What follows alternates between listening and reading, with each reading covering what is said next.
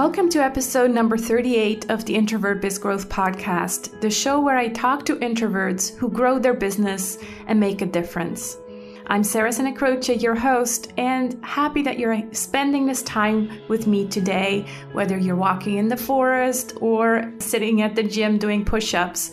I really appreciate that I get to spend time with you. And often when I listen to my podcast, I'm usually walking somewhere in nature because that's when I have time to listen to podcasts. And it's interesting how I feel like I know these podcast hosts like personally. And so sometimes I wonder if, my listeners feel the same. And yet there's quite a big distance between us because we don't know each other in person. We don't email with each other.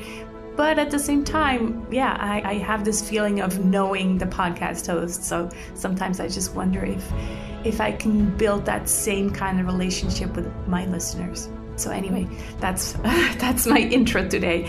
Today I'm talking to Thea Orozco, another fellow introvert based in Los Angeles. Before I introduce you to her, though, let me make a quick announcement. As I mentioned in the last episode, I have a 7-day training for you guys coming up again at the end of October. This time I invited Kat Rose from thecreativeintrovert.com, and the training will be all about pitching for introverts. Kat is really amazing at this, and she will share all her insights, her 3-step formula that she uses for every pitch, a spreadsheet system, and more with you so you can learn how to pitch like a pro without having to extrovert yourself. I love that term, extrovert yourself. So you get 2 live training calls with me and Kat and a daily pitching prompt.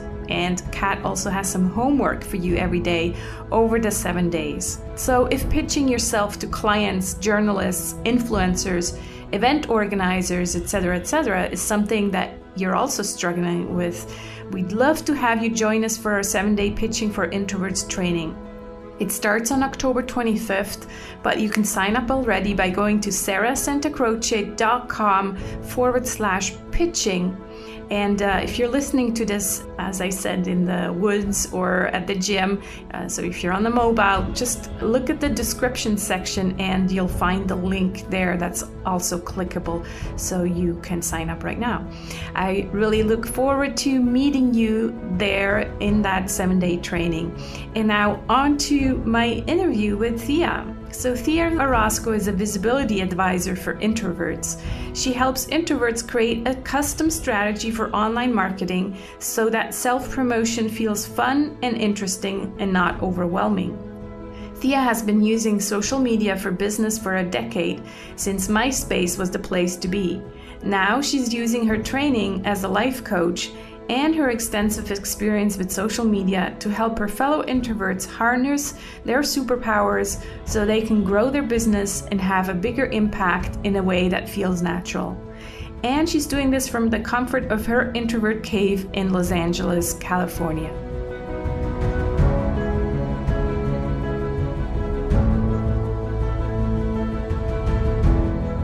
Hi, Thea. How are you today? Hi, Sarah. I'm doing pretty good. How are you? I'm good. I know it's morning for you and it's evening for me. Yeah. So always these time zones. You're in LA, right? I am, yeah. So Yes. It's 8 a.m. Right. So I may not be very eloquent at the moment, but... Okay. You're not a morning person, that means then. No. Okay. I am a morning person, so I'm still fine until like 6 p.m., but anything after 6 or 8, I'm like, okay. Time for me to shut down. Yeah, so, totally good. Anyways, Thea, thanks so much for coming on to the show. Why don't you introduce yourself besides the official bio, of course, that I already read in the intro, and kind of tell my audience who you know are introverted online entrepreneurs about you, Thea, the person. Am I pronouncing this right, by the way? Is it Thea or Thea? It's Thea. Thea, okay. Yeah. So, who you are and something that my introverted audience could relate to. Okay, so let's see. Beyond my official bio, I started my entrepreneurial journey about 10 years ago when my family started a yarn store. So I was a big knitter then. I don't know if some of That's your cool. your listeners can relate to this, but sometimes when I get really deep into something, I start to not like it anymore. So I don't quite knit as much anymore because, I just got really too into knitting. But I do often do other crafts like, quilling or something like that. So I do enjoy working with my hands. And at one point I had an Etsy store where I created little animal figures out of wool using a technique called needle felting. So I'm very into like crafts and creating things and seeing what results from my imagination. Nice. Wow. So you started helping out with your parents' store, and how did you then get into this whole online marketing? With obviously that I'd assume that has nothing to do with each other, those two domains. Yeah, well, when we opened the store, I kind of decided that I was doing the marketing bit. So, I was doing our flyers, I was sending our events to the newspapers, and I opened a MySpace account. So that's Oh. how long ago that was. Yeah, I There wasn't remember really those days. Facebook. Yeah, there Hmm. wasn't really Facebook. There was MySpace. So that's how I got into the social media world. For business is MySpace. And since those days, I've kind of been doing one business after another after the yarn store closed. I've been, trying out the Etsy store, trying out various other businesses. And all along the way, I've been using social media. So you were always kind of the quiet voice behind the scenes, doing all the marketing, and very early on already using online then. Yeah, exactly. I'm a behind the scenes person, really. Hmm. In my current job, I'm doing Facebook Lives and things like that. So I actually enjoy those, but I understand the behind the scenes part and what creates, interesting social media posts and what gets people to like them and stuff like that. I really enjoy that part because, I get to bring out my analytic side as well when it Right. comes to social media. Yeah. So tell us about today's job. So today you're helping introverts kind of with the self promotion, right? And mainly what I know you as is the Facebook expert for introverts. Is that true? That's kind of true. Uh-huh. I've been moving on a little from that. Yeah, I Okay. have a Facebook course.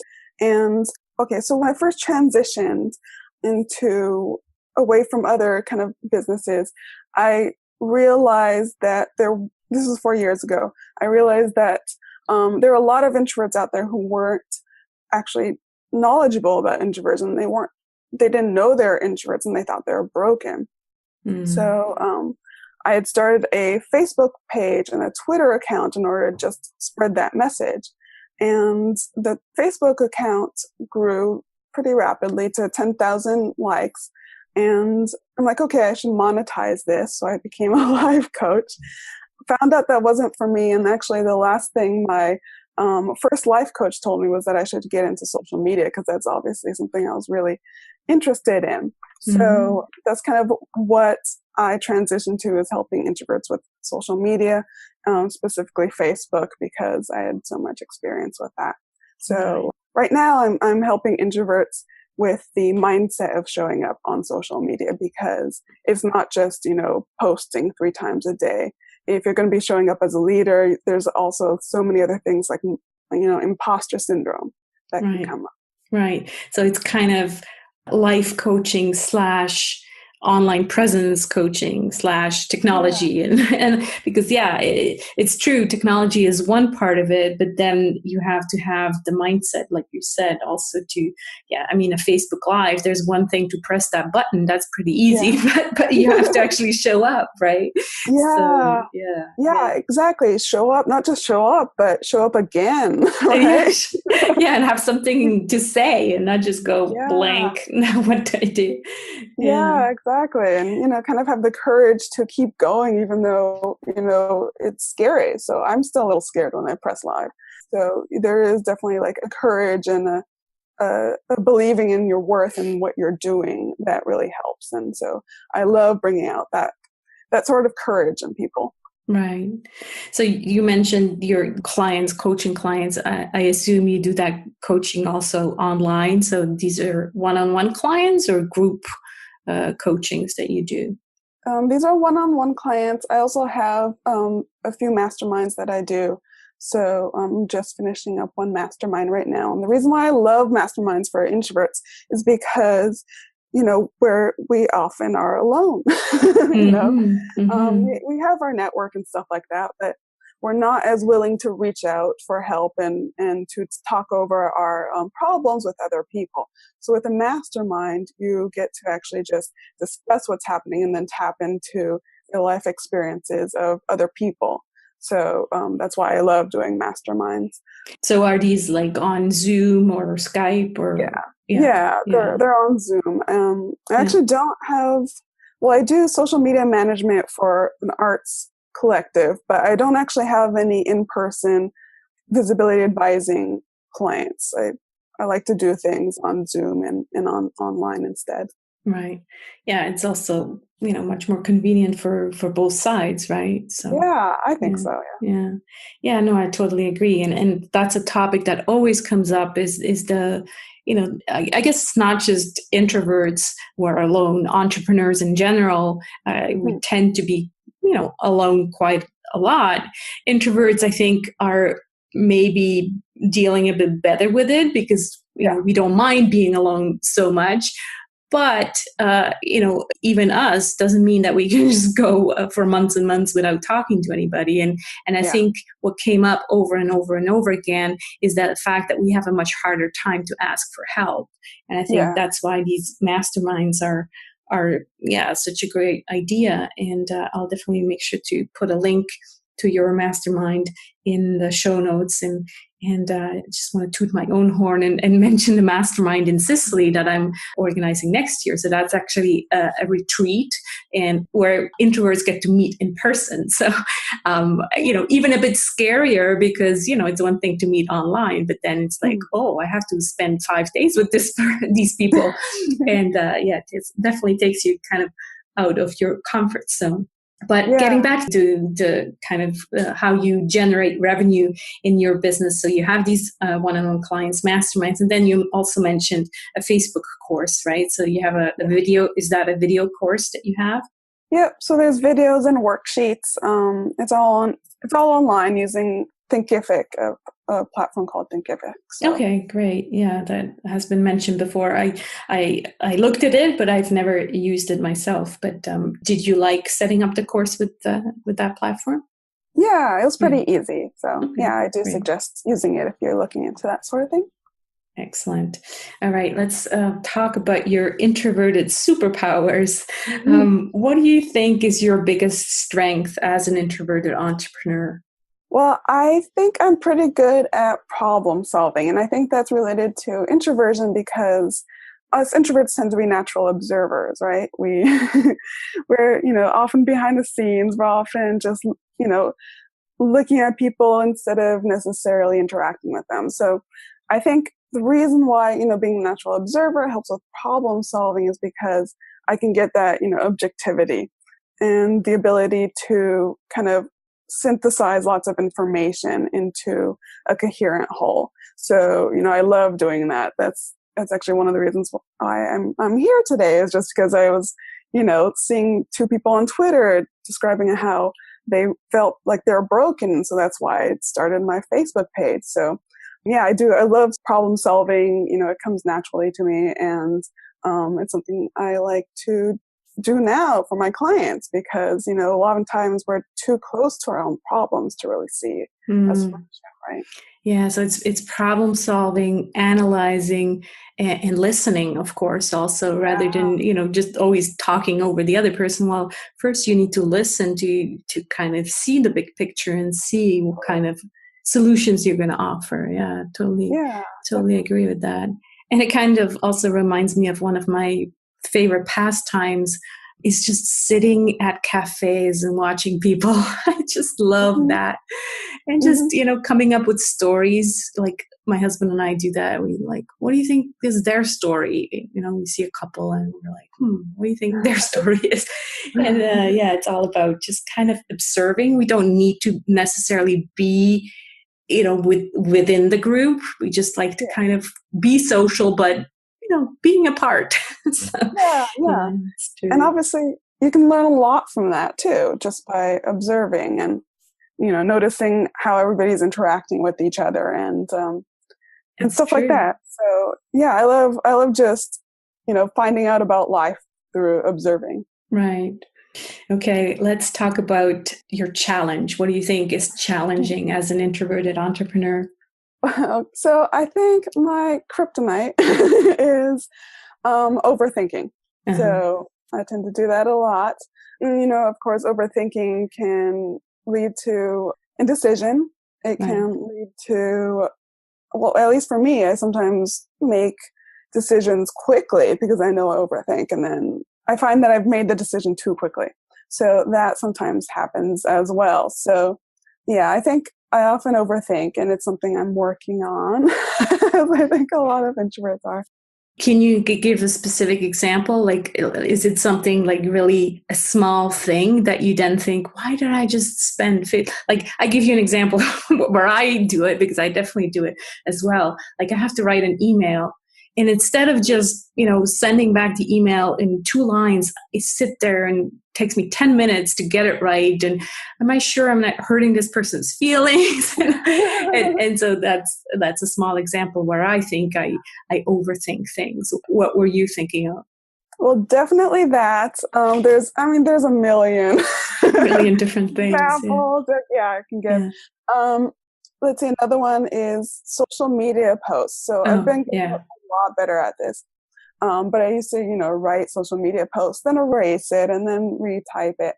So, the past year I've really been practicing typing it, typos and everything get added in and just post it. This is when I'm doing, responding to people, not necessarily on my Facebook page. So this is in groups. But yeah, that's one type of overthinking. I've also in the past just rewritten my about bio on my personal Facebook profile over and over again. So it's manifested in a lot of ways in my life. And, I think it's important to understand, when you're doing that over and over again so that you can correct it, right? Oh, another one that I used to do is I used to search on Yelp for a restaurant for like half an hour when, it would take half an hour to just eat in a restaurant. So it's like, what's the best restaurant for the introvert? Exactly. And I would just search forever and ever. So then I actually started using a timer, and that kind of helped me to stop. Right. Searching forever. Yeah, I think it's that. It's funny because I mentioned to you that I usually send out the kind of a guideline for the podcast to all my guests, because I know that introverts, we like to prepare things, right? So if I'm invited to a podcast and I have absolutely no clue what we're going to be talking about, I'm really nervous because I'm like, well, what if they ask me questions that I don't know? So that's kind of also in that overthinking, or maybe sometimes a bit over preparing kind of thing. So yeah, we definitely have that in common as well. All right, Thea, take us to a kind of an aha moment, something that happened where you realized, oh my God, okay, I see it now. I see the light. Yeah, so you were talking about preparing. I was trying to think of what to say here for this question. I couldn't. Let's see. So an aha moment. One aha moment I had was, I had started that Facebook page at 10,000 likes, and, then I started doing life coaching, found out it wasn't quite for me. And in the process of finding that out, I was working with a life coach, and the life coach, we kind of mutually decided that we should end our partnership because she had taken me as far as, she thought she could. And then one of the last things she said to me was, I think you would be great at helping people with social media. And I didn't actually quite listen to that advice at first.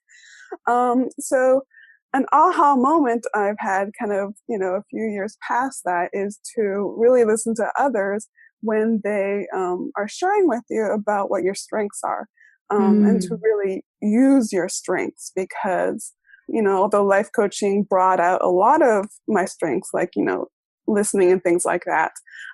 It wasn't quite for me. And so I think when we're trying to decide what business to start or something like that, we should really look at our strengths and look at what we can work on for a number of years, right? I wasn't prepared to go through all the potential agony that can come from starting a business when it came to, really doing life coaching. But, social media and other things like that are strengths that I'm prepared to really follow through with, and that I'm prepared to go on this journey with, because it's a strength and it's something I know I'm good at.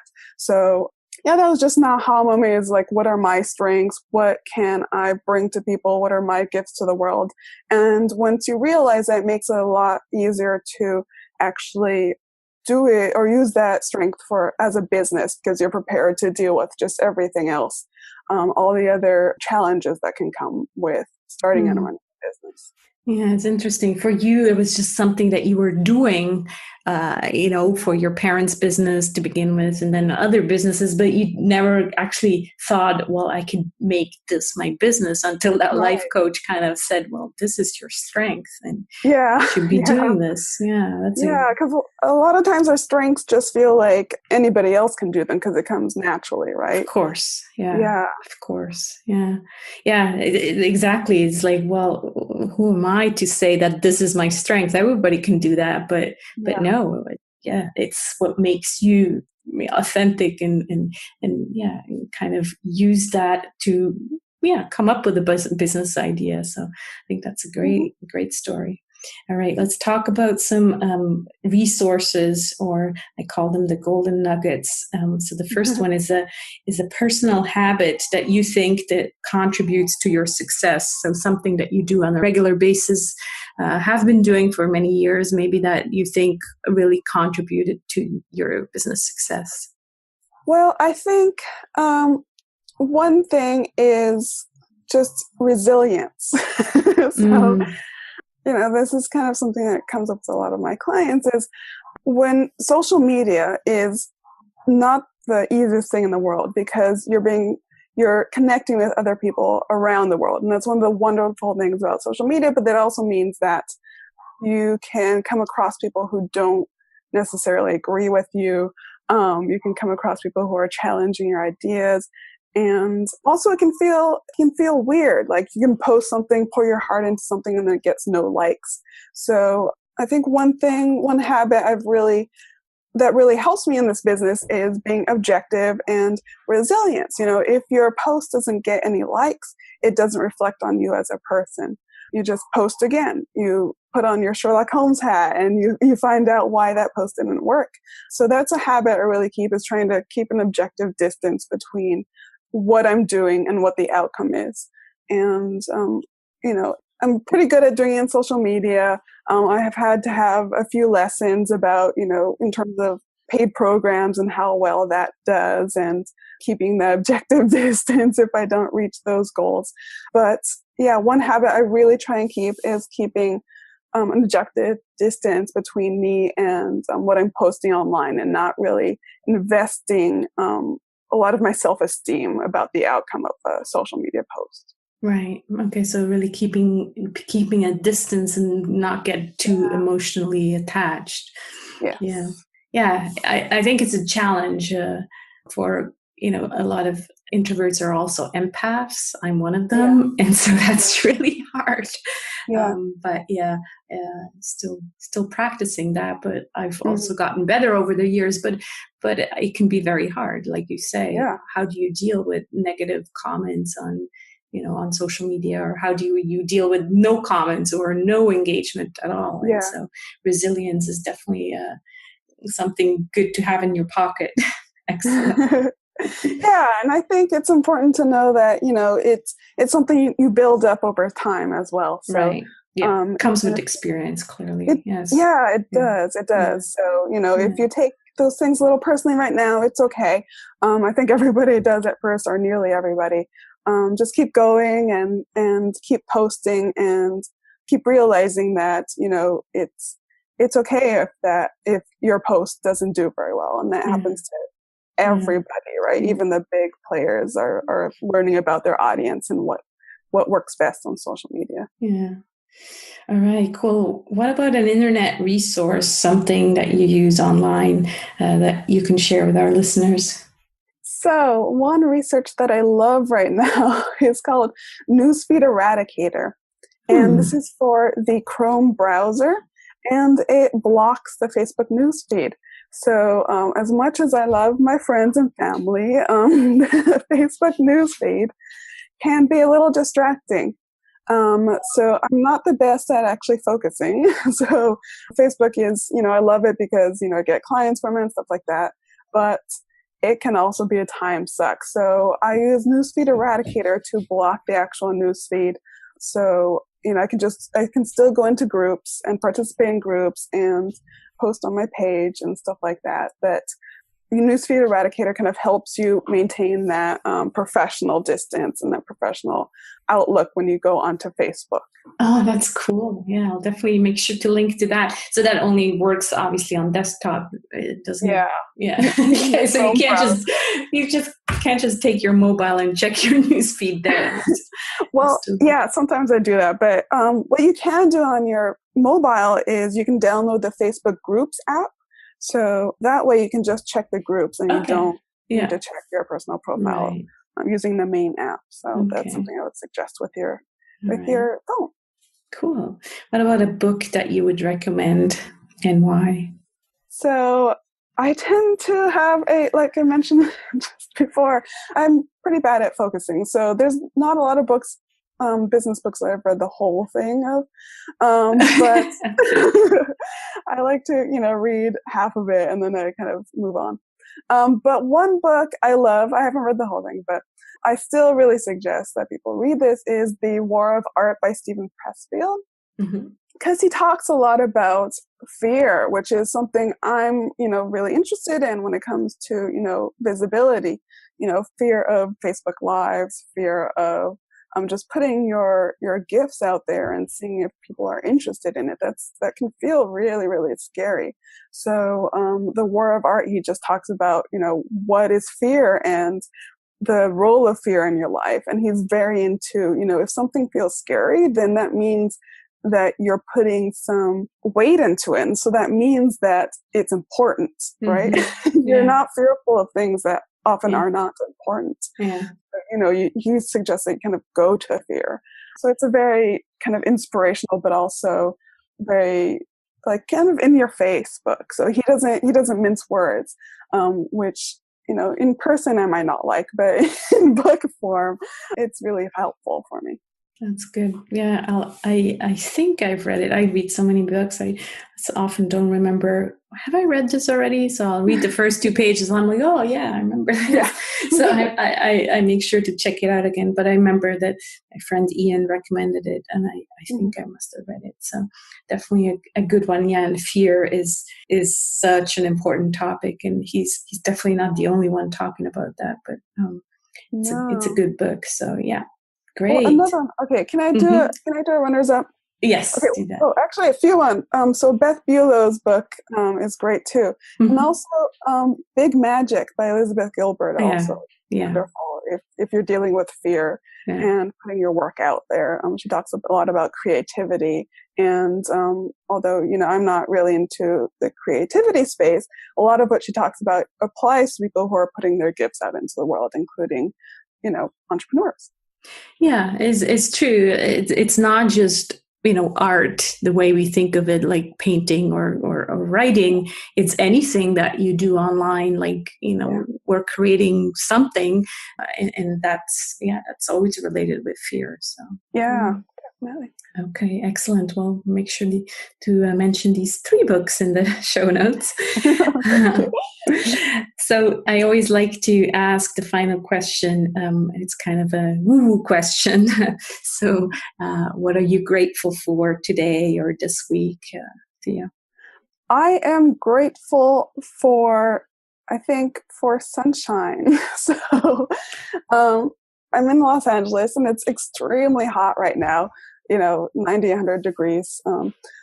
So I can, I can get kind of down on that, right? I can be like, oh my God, it's too hot to leave the house. But it's also important for me, at least, to just, acknowledge that it's important. Like the weather systems are important. Sunshine is important. So I'm grateful for sunshine, even though you get it every day. I get it every day, and it's not making me very happy right now. So that's funny. We used to live in Irvine, just an hour south of LA.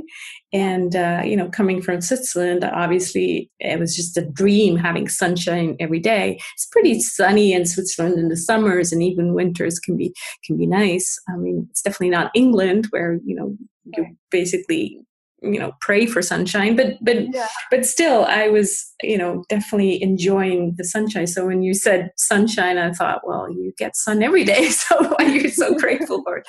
But I get it. If it's too much sunshine, I just came back from Sicily and it was like, 44 degrees, which is somewhere in that 100 Fahrenheit. Then it's kind of like, well, but that's kind of too much. So it's good to still be grateful for it, because you're like, well, this is better than not having any sun. So. Yeah, and actually I did live in England for 4 years. So I know. Oh, there you go. So now you really appreciate the sunshine. Yes, exactly. Yeah. Well, this has been a wonderful conversation. Thank you so much for sharing your knowledge and sharing your story, Thea. This has been great. And I'll make sure to share your Facebook page and website and everything in the show notes as well. Great. Well, thank you so much for inviting me, Sarah. This was lovely talking to you. Thank you.